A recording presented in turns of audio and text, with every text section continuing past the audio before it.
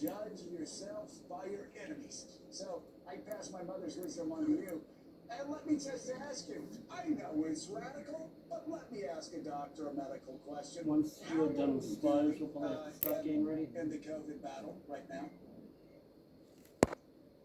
Well, we still have an issue that we're having more deaths than many of us in the public health sector feel are acceptable. But if you compare, Joe, with where we were a year and a half ago, we're much better. Remember, we were having about 800 to 900,000 infections a day and about 3,000 to 4,000 deaths per day.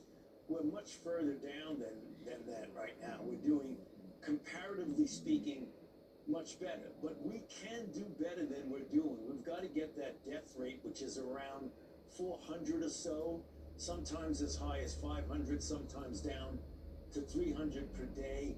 We've really got to do better than that. I mean, if you look at the relative percentage of people who are updated on their boosters, we have less than 20% of the eligible people have received that updated BA4 or 5 boost. So we've got to do better than that, even though we're doing much better than we were.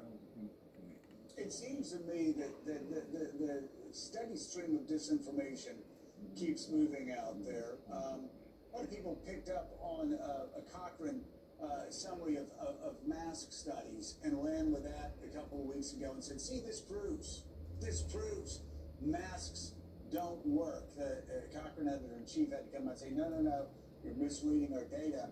That's not what we're saying at all. And yet, that disinformation gets out of the door and people just run with it.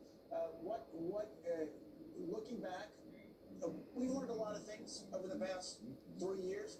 Tell me, what are some of the major takeaways that you've learned over the last 3 years? Perhaps there's some things that before we knew exactly how COVID was going to develop.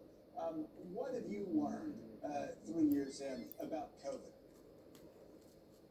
Well, there's a long list, Joe, of what we've learned, particularly if you look at the evolution of information from the very first weeks when it was felt that this was not a particularly easy virus to transmit from person to person, feeling that it was, maybe jumped from an animal to a human, and one human would infect another, but very inefficiently. Then we soon found out that it is extremely efficient in its transmissibility.